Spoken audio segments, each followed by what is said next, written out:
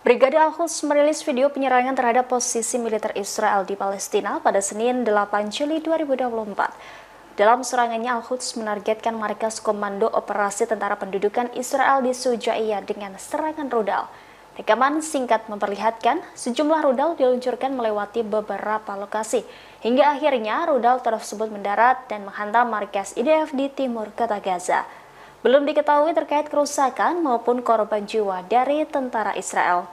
Sehari sebelumnya, Al-Quds juga merilis video penyerangan di kota Rafah, Gaza Selatan.